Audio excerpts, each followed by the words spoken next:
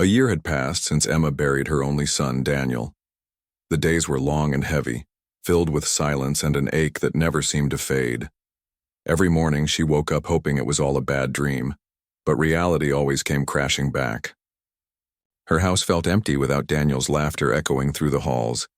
Even simple things like setting the table for dinner or walking past his room reminded her of the void he left behind. Emma tried to stay strong for her family, her husband John and their daughter Lily, but there were moments when grief overwhelmed her. She would sit alone in the living room late at night, clutching a photo album filled with pictures of happier times. Each picture told a story.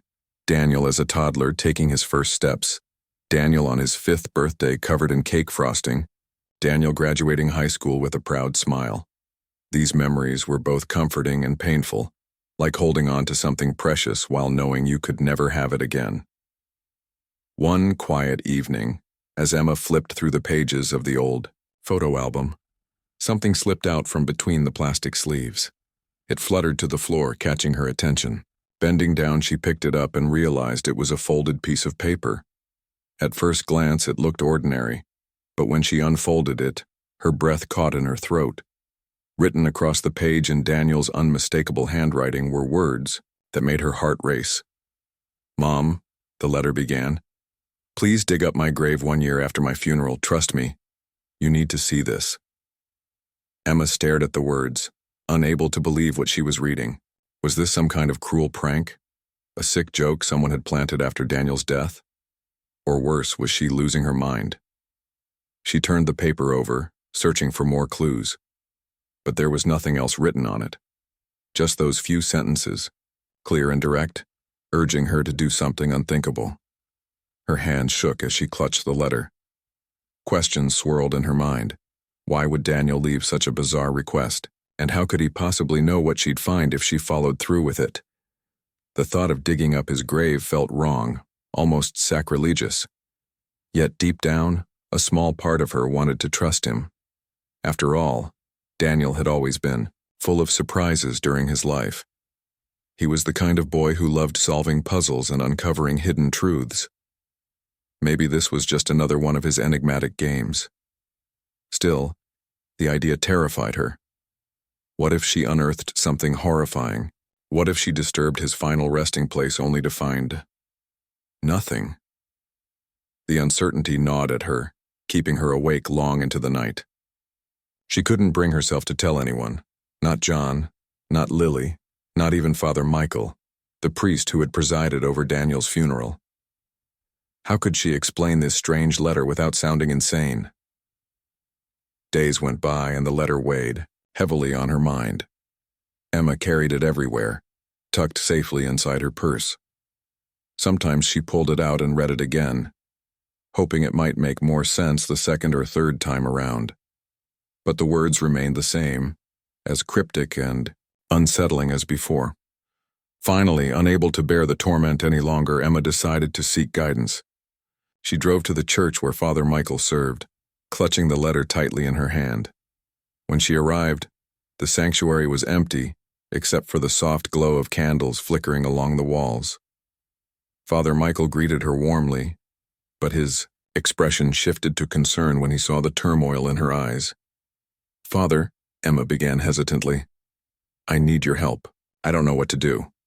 She handed him the letter, watching as his brow furrowed while he read it. For a moment, he said nothing, clearly struggling to process what he'd just seen. Then gently, he asked, "Where did you find this?" Emma explained about the photo album and how the letter had seemingly appeared out of nowhere.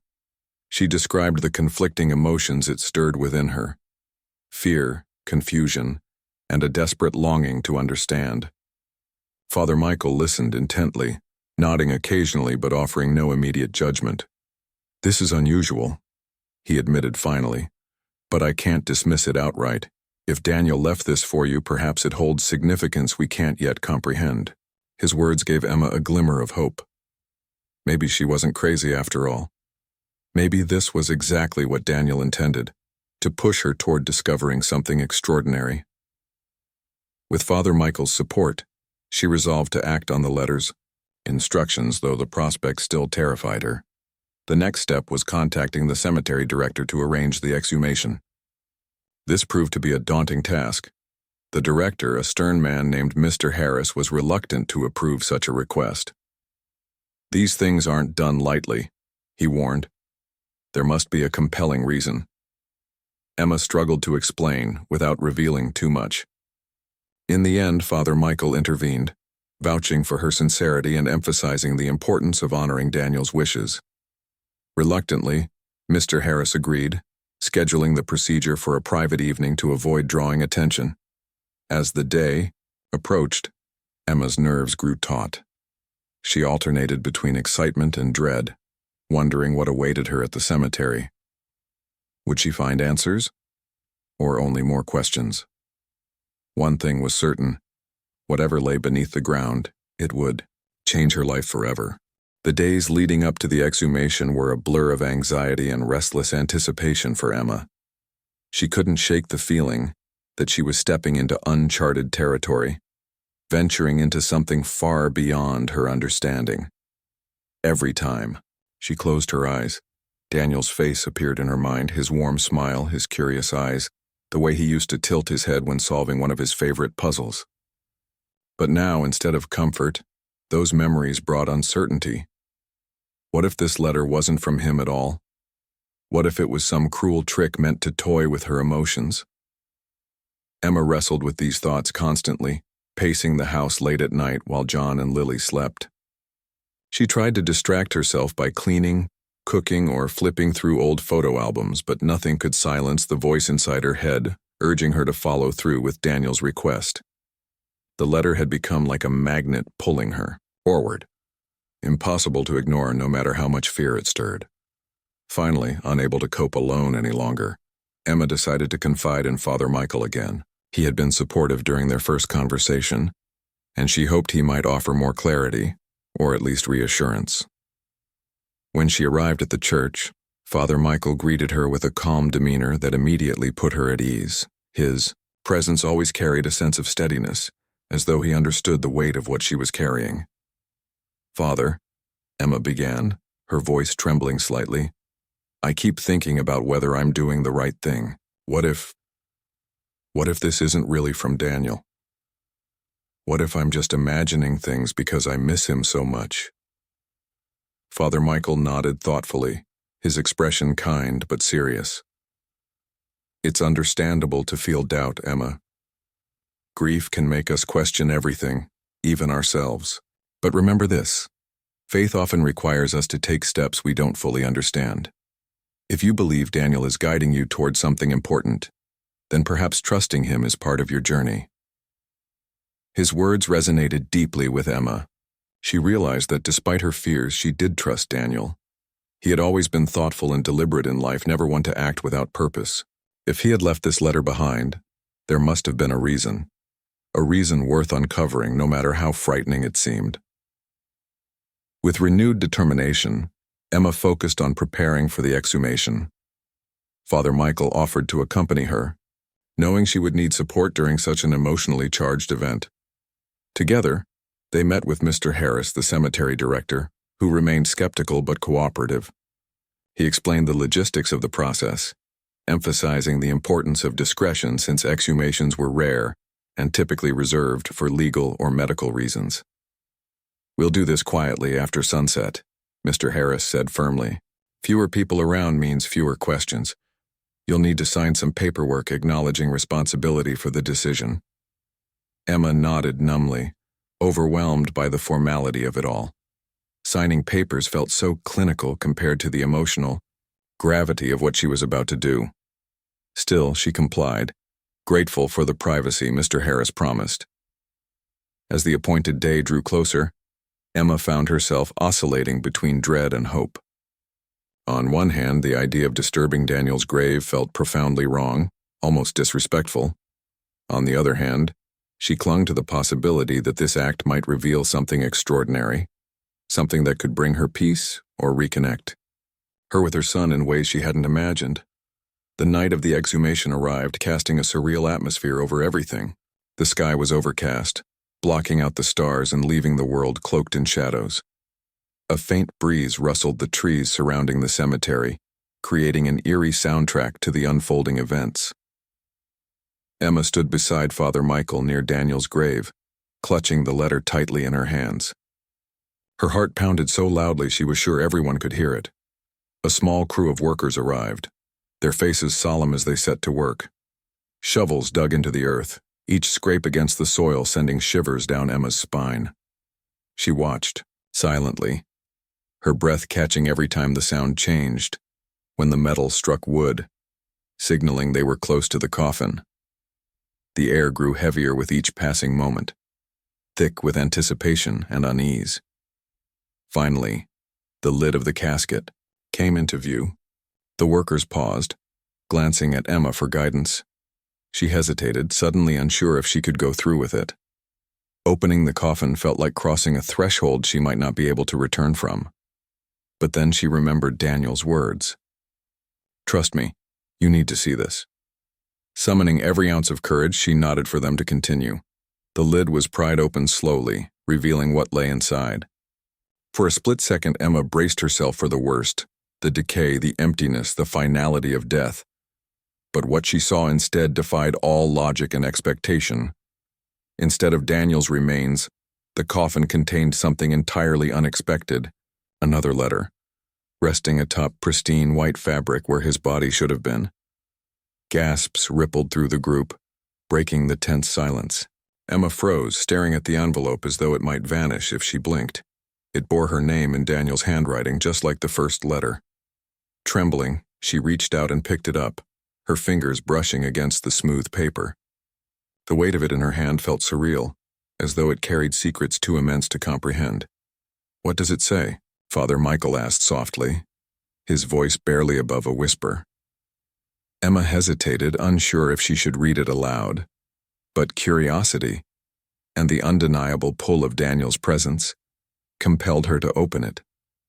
As she unfolded the letter, her eyes scanned the words quickly, drinking in their meaning. Her lips parted in shock and tears welled up in her eyes. Whatever she had expected, it wasn't this. "Mom," the letter began, "I'm sorry I couldn't tell you sooner. There's so much you don't know about me or about life itself. If you're reading this, then I succeeded. Don't grieve for me. Instead, follow the clues I've left behind. They'll lead you to the truth." Beneath the heartfelt message was a map drawn on aged parchment, marked with symbols Emma didn't recognize. Her mind raced as she tried to make sense of it. Clues? Truth? What was Daniel trying to show her? And how had he managed to orchestrate this elaborate chain of events from beyond the grave? Father Michael leaned closer, examining the map with growing intrigue. "This looks ancient," he murmured. "These symbols, they're unlike anything I've seen before. We'll need someone with expertise to decipher them." Emma nodded, absently, still reeling from the discovery. The letter confirmed what she had begun to suspect. Daniel hadn't simply passed away. He had planned this entire sequence of events. But why? And where were these clues supposed to lead her? Despite the overwhelming flood of questions, Emma felt a spark of hope ignite within her. This wasn't the end. It was the beginning of something bigger, something Daniel wanted her to experience. With Father Michael's encouragement, she resolved to follow the map wherever it led, no matter how daunting the journey might be. As the workers carefully closed the coffin and refilled the grave, Emma stood rooted to the spot, clutching the map and the letter. The night air was cool against her skin, but warmth spread through her chest, a strange mix of awe, fear, and determination. Whatever awaited her next, she knew one thing for certain. Daniel was still with her, guiding her, every step of the way. The discovery of the second letter and the mysterious map left Emma in a whirlwind of emotions. She couldn't stop staring at the aged parchment, its edges slightly frayed, and its surface covered in symbols that seemed to pulse with an energy she couldn't explain. The map wasn't just a piece of paper. It felt alive, as though it carried fragments of Daniel's spirit within it. Every curve, every mark, whispered secrets waiting to be uncovered. Father Michael noticed her fixation, and gently placed a hand on her shoulder. "Emma," he said softly, "this is more than we anticipated. We need help deciphering what this means. These symbols, they're not random. They're deliberate, intentional. Someone, or something, wants us to follow this path." Emma nodded, though her mind was racing. Who could they turn to? The map was unlike anything she'd ever seen, and the thought of sharing it with anyone outside their small circle filled her with unease. Yet Father Michael was right. They couldn't do this alone. If Daniel had gone through such lengths to leave these clues behind, then understanding them was crucial to honoring his wishes. After some deliberation, Father Michael suggested reaching out to Dr. Evelyn Carter, a historian known for her expertise in ancient texts, symbols, and lost civilizations. He had met her years ago during a conference and remembered her passion for unraveling mysteries tied to forgotten cultures. Though hesitant to involve another person, Emma agreed it was their best option. Dr. Carter lived in a modest home on the outskirts of town, surrounded by shelves overflowing with books, artifacts, and maps pinned to the walls. When Emma and Father Michael arrived, she greeted them warmly but grew visibly intrigued when they showed her the map. Her eyes widened as she examined the intricate details, tracing the symbols with her fingers as if trying to feel their essence. "This is extraordinary," she murmured, her voice tinged with awe. "These markings resemble those found in ancient spiritual practices, symbols associated with journeys between worlds, transitions from life to death, and perhaps even beyond. Whoever created this knew exactly what they were doing." Emma listened, intently, her heart pounding with each revelation. "Do you think my son made this?" she asked hesitantly. "Could he have known about these symbols?" Dr. Carter paused, considering the question carefully. "It's possible," she replied. "But based on the complexity of the design, I suspect your son may have encountered something or someone who guided him. This isn't just a map, it's a guide to a place steeped in legend, a hidden sanctuary perhaps where boundaries blur and answers lie." Her words sent chills down Emma's spine. A hidden sanctuary, boundaries blurring. It sounded like something out of a dream or a nightmare. But deep down, Emma felt a flicker of excitement. If this sanctuary held answers about Daniel, about life and death itself, then she owed it to him, and to herself, to find it. With Dr. Carter's guidance, they began decoding the map. Each symbol represented a direction, a landmark, or a riddle that needed solving. Some were straightforward, pointing them toward specific locations in the wilderness. Others required deeper interpretation, forcing them to rely on intuition as much as intellect. As they pieced together the puzzle, Emma felt a strange sense of connection, not just to Daniel, but to the journey itself. It was as if the map was weaving her into its story, making her an active participant rather than a passive observer. Their first destination led them to a dense forest miles away from civilization. The air was thick with the scent of pine and earth, and the sunlight filtered through the canopy in golden beams. Following the map's instructions, they searched for a particular tree marked by a carving resembling one of the symbols. After hours of wandering, they finally found it, an ancient oak with roots sprawling across the ground like gnarled fingers. Beneath the tree, partially buried in moss, was a stone tablet etched with another clue. This time, it was a riddle. "I am not seen, yet I guide your way.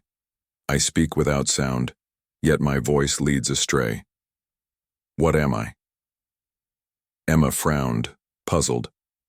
Father Michael stroked his chin thoughtfully, while Dr. Carter tilted her head, examining the tablet from different angles. "Think about it," she encouraged. "What guides without being visible? Something intangible." "The wind," Emma exclaimed suddenly, realization dawning. "It's the wind. It moves silently, yet it can lead travelers off course or show them the way." As soon as she spoke, a gentle breeze swept through the forest, carrying with it the faint rustling of leaves. It felt almost approving. Taking this as confirmation, they followed the direction the wind seemed to suggest. venturing deeper into the woods until they reached a narrow trail bordered by towering cliffs. The journey grew increasingly challenging as they pressed onward. The terrain became rugged, with steep inclines and rocky paths that tested their endurance. At times, doubt crept into Emma's mind. Was she truly ready for this? Could she handle whatever awaited her at the end of the map? But whenever her resolve wavered, she thought of Daniel, the determination in his eyes, the love he poured into every cryptic message. That kept her moving forward, step by step. Eventually, they emerged into a secluded valley surrounded by jagged cliffs. In the center stood a structure half hidden by overgrown vegetation, its stone walls weathered by time. Vines clung to its surface like veins, and the air around it hummed with an otherworldly energy. Emma felt her breath catch as she approached, her pulse quickening with anticipation. "This must be it," Dr. Carter whispered, her voice trembling with reverence. "The sanctuary." Father Michael crossed himself, murmuring a quiet prayer. Emma, however, couldn't tear her gaze away from the entrance. Carved above the doorway was a single phrase: "To transcend is to understand." Her heart swelled with emotion as she realized the significance of those words: transcendence, understanding. These weren't just concepts, they were promises. Promises of clarity, of closure, of connection. Whatever lay inside, Emma knew. It would change her forever. Taking a deep breath, she stepped forward, pushing aside the vines to reveal the darkened interior. The others followed closely behind, their footsteps echoing softly against the ancient stones. Inside, the air was cool and still, carrying the faint scent of incense. Faint light filtered through cracks in the ceiling, illuminating objects scattered throughout the chamber, glowing orbs suspended midair, inscriptions etched into the walls, and a pedestal bearing yet another message. Before Emma could read it, a soft voice echoed through the space, sending shivers down her spine. "I told you to trust me, Mom." She froze, her eyes widening in disbelief. Slowly, she turned toward the sound, her heart hammering wildly in her chest. Standing there, though not quite solid, was Daniel. Or rather, a version of him that seemed both familiar and otherworldly. His presence radiated calm, his smile warm and reassuring, yet his eyes held depths of wisdom far beyond his years. For a moment, Emma forgot how to breathe. Tears streamed down her face as she reached out, desperate to touch him, to hold him close once more. But her hand passed through empty air, leaving only a chill in its wake. Despite the ache of separation, seeing him again filled her with a peace she hadn't felt since his passing. "Daniel," she whispered, her voice breaking. How is this possible?" He smiled gently, his expression full of love and understanding. "I've crossed over, Mom," he explained, "but I wasn't ready to leave you completely. This place, it's a bridge between worlds. I came here to learn, to grow, and to prepare for whatever comes next. I needed you to find me, to know that death isn't the end." Emma struggled to process his words, her mind reeling with questions. But before she could ask anything, Daniel continued, "There's so much more I want to show you, so much more you need to understand. Will you keep following the path, no matter where it leads?" Tears blurred her vision as she nodded, unable to speak. She didn't care about the challenges ahead or the mysteries yet unsolved. All that mattered was staying connected to Daniel, holding on to the bond they shared even in the face of the unknown. As the group absorbed the magnitude of what they had discovered, Emma realized this was only the beginning. The sanctuary held answers, but also new questions, new layers of truth waiting to be unraveled. And with Daniel's guidance, she was ready to embrace whatever came next. The sight of Daniel standing, or rather hovering, before her in the dimly lit sanctuary left Emma breathless. Her knees trembled, and she had to steady herself against the pedestal to keep from collapsing. Tears streamed down her face as she gazed at him, her heart torn between joy and sorrow. He looked so much like the Daniel she remembered, the same warm smile, the same kind eyes. But there was something different about him now. His presence radiated a calmness, a serenity that seemed almost otherworldly. It wasn't just his appearance. It was the way he carried himself, as if he had transcended the limitations of human existence. "Daniel," Emma whispered again, her voice choked with emotion. "Is it really you?" He nodded gently, his expression soft and reassuring. "It's me, Mom. I'm here." "But how?" she asked, her mind struggling to reconcile what she was seeing with everything she thought she knew about life and death. "How are you here? Why didn't you tell me before?" Daniel's gaze softened further, filled with both understanding and regret. "I wanted to, Mom, but I couldn't. There were rules, things I wasn't allowed to explain while I was still alive. But this place—" He gestured around the chamber, his movements fluid yet intangible. "This is where boundaries blur, where the living and the departed can meet, if only for a moment." Emma glanced around the sanctuary, taking in the glowing orbs suspended midair, the inscriptions carved into the walls and the faint hum of energy that seemed to pulse through the very stones beneath their feet. She felt an overwhelming sense of awe mixed with confusion. None of this made logical sense, yet every fiber of her being told her it was real. The air itself felt charged, as though they were standing on the edge of something vast and unknowable. "Father," Michael stepped forward cautiously, his hands clasped tightly together as if in prayer. "Young man," he began, his voice trembling slightly, "if you're truly here, then we need answers. What is this place, and why have you brought us here?" Daniel turned his attention to Father Michael, his expression respectful but firm. "This sanctuary has existed for centuries, hidden from the world. It's a sacred space, a bridge between realms. Those who come here seek understanding, not just of life and death, but of the infinite possibilities beyond them." Dr. Carter, who had been quietly observing the exchange, spoke up next. "But why you?" she asked, her curiosity getting the better of her. "Why would someone like you be chosen to guide others to this place?" Daniel smiled faintly, as though expecting the question. "Because I chose it," he replied simply. "Before I passed, I learned about this place through dreams and visions. At first, I didn't understand what they meant, but over time, the pieces fell into place. When my accident happened—" His voice trailed off briefly and Emma flinched. "At the memory of the car crash that had taken his life, I realized it wasn't the end.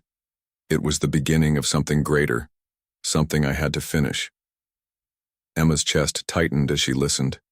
She remembered those strange dreams Daniel used to talk about when he was younger. Visions of shimmering lights, ancient symbols, and voices whispering truths he couldn't quite grasp.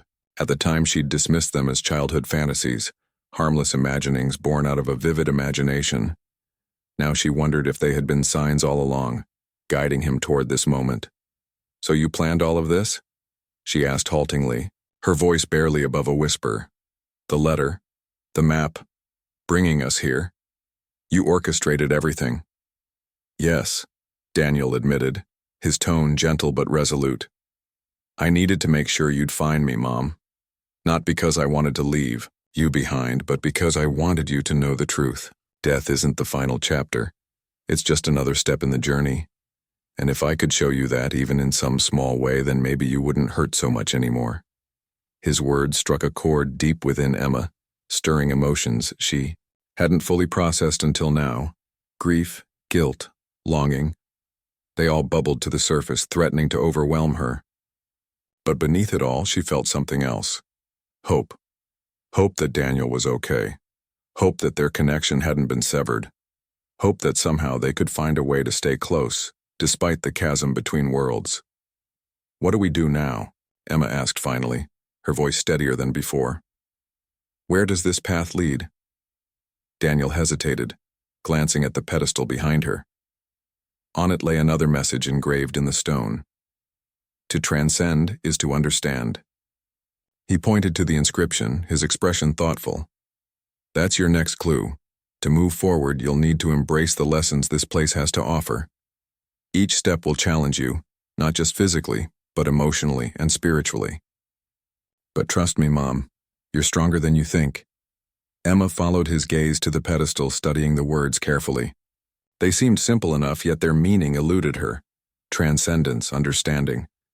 How could she achieve either when she still struggled to comprehend the basics of what was happening? As if sensing her confusion, Daniel added, "You won't figure it all out right away. That's not the point. The journey is what matters. Every moment, every choice, it shapes who you are and helps you grow. Just keep following the signs and you'll find your way." With that, his form began to fade, becoming translucent and then disappearing entirely. For a brief second, Emma reached out instinctively, desperate to hold on to him for just a little longer. But the chill in the air lingered, a reminder of his presence and his promise. "He's gone," Father Michael murmured, breaking the silence that followed. "But he left us with purpose." Emma nodded slowly, wiping the tears from her cheeks. Despite the heaviness in her heart, she felt a renewed sense of determination. Daniel had trusted her to continue this journey, and she owed it to him to see it through. Whatever challenges lay ahead, whatever mysteries awaited, she would face them head-on. For him, and for herself. Turning back to the pedestal, she noticed something new. A faint glow emanating from the stone. As she leaned closer, she saw that the inscription had shifted slightly, revealing additional text beneath the original message. It read, "Seek the light within the dark. Follow the echoes of your soul." "What does that mean?" Dr. Carter asked, peering over Emma's shoulder. "Light within the dark? Echoes of the soul?" These phrases are poetic, but they don't give us clear directions. "They don't have to," Emma replied softly, surprising even herself with the clarity in her voice. "Daniel said the journey is what matters. Maybe these clues aren't meant to be solved immediately. Maybe they're meant to guide us inward, to help us reflect on our own lives, our fears, our hopes." Her companions exchanged uncertain glances, but neither argued. There was a wisdom in her words, a quiet strength that inspired them to trust her instincts. Together they decided to explore the rest of the sanctuary, searching for anything that might shed light on their next move. The chamber proved to be larger than it initially appeared, branching off into smaller alcoves and corridors lined with artifacts and symbols. In one corner they discovered a collection of glowing orbs similar to the ones hanging in the main hall. When Emma touched one, it emitted a soft hum, resonating with a warmth that spread through her fingertips and into her chest. It felt like a memory surfacing, a fleeting image of Daniel laughing during a family picnic, sunlight dancing in his hair. She pulled her hand away quickly, startled by the intensity of the sensation.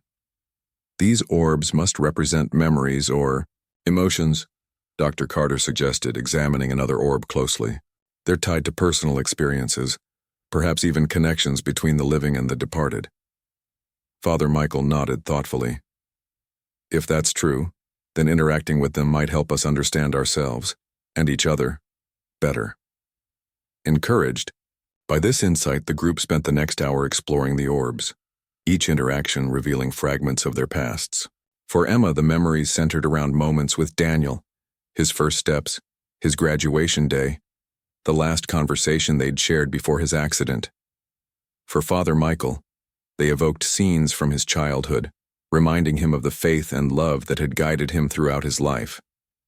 Even Dr. Carter found herself confronted with glimpses of her younger self, sparking reflections on choices she'd made and paths she'd abandoned. By the time they finished, they all felt changed in subtle but profound ways. The weight of their grief and doubts hadn't vanished, but it had shifted, becoming less suffocating and more manageable. They understood now that this journey wasn't just about finding answers. It was about healing, growing, and learning to let go without losing connection. As they prepared to leave the sanctuary, Emma paused at the entrance, looking back one last time. Though Daniel was no longer visible, she could feel his presence lingering in the air, urging her onward. She didn't know what lay ahead, but for the first time in months, she felt ready to face it. With a deep breath, she stepped outside, the others following close behind. The valley stretched out before them, bathed in the golden light of sunset. Somewhere in the distance, the wind carried a faint whisper, a sound that might have been Daniel's voice, or perhaps just the rustling of leaves. Either way, it felt like a promise. The journey was far from over, but they were exactly where they needed to be. The sun dipped below the horizon, painting the valley in hues of amber and violet as Emma and her companions emerged from the sanctuary. The air was cool now, carrying with it the faint scent of wildflowers and damp earth. Despite the beauty surrounding them, a sense of urgency lingered, pressing against their chests like an invisible weight. They knew they couldn't stay here forever. Daniel's whispers, both literal and metaphorical, were guiding them forward. Emma clutched the map tightly in her hands, its edges worn from constant handling. She studied it again under the fading light, tracing the symbols with her fingertips. Each mark seemed to pulse faintly, almost imperceptibly, as if responding to her touch. It wasn't just a guide, it felt alive, leading them not only through physical terrain but also deeper into themselves. "Where do we go next?" Father Michael asked, breaking the silence. His voice carried a mix of reverence and trepidation, mirroring the emotions swirling within all of them.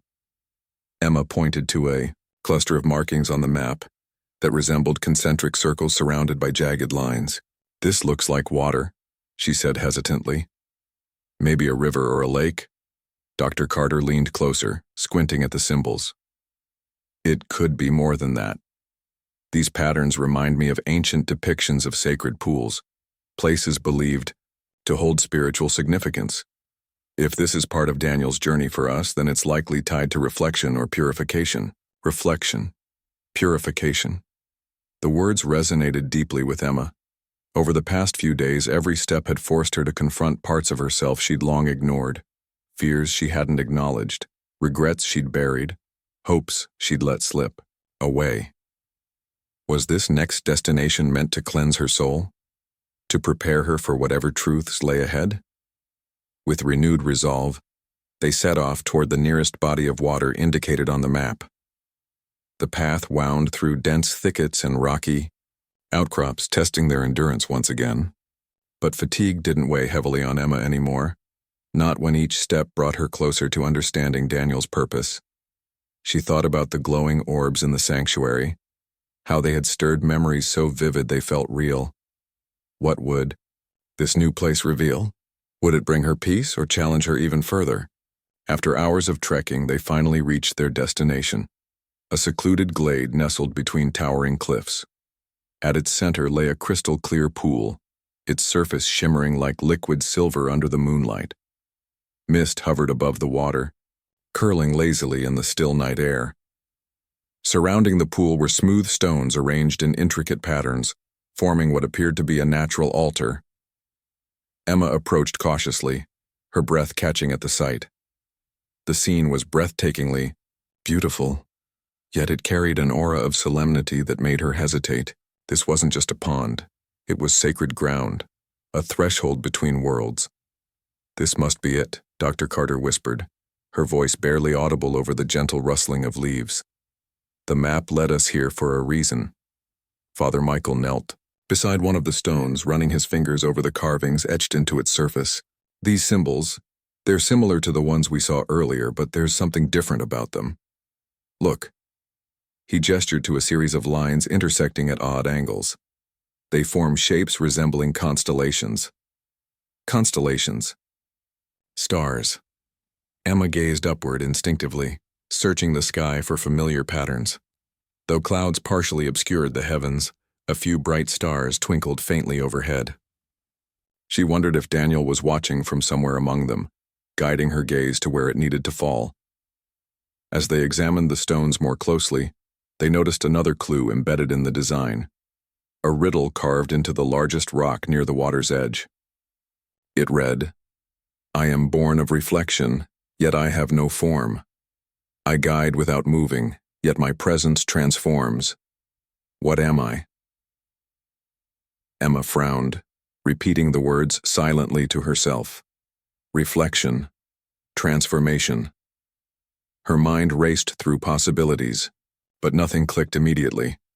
Beside her, Father Michael stroked his chin thoughtfully, while Dr. Carter circled the stone, examining it from different angles. "It's talking about images," Dr. Carter suggested after a moment. "Mirrors, perhaps? Something you see but can't touch?" Emma shook her head slowly. "No, it's not just mirrors. There's something deeper." Her voice trailed off as her eyes drifted back to the pool. Its surface rippled gently, reflecting the stars above like tiny pinpricks of light. Suddenly, clarity struck her. "The answer is reflection itself," she said, her voice steady despite the rush of excitement coursing through her veins. "Reflection doesn't have a form. It exists only when light bounces off a surface, and in doing so it transforms what we see, showing us things we might otherwise overlook." Her companions exchanged astonished glances, nodding in agreement. As soon as Emma spoke the words aloud, the pool began to shimmer more intensely, as though responding to her realization. The mist thickened, swirling around them in slow, deliberate motions. Then, without warning, the water parted slightly, revealing a narrow staircase descending into the earth. Emma's heart skipped a beat. "Do you think this is where we're supposed to go?"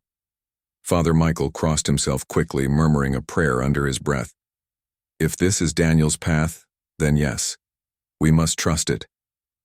Taking a deep breath, Emma stepped forward, her boots splashing softly against the shallow water as she approached the staircase.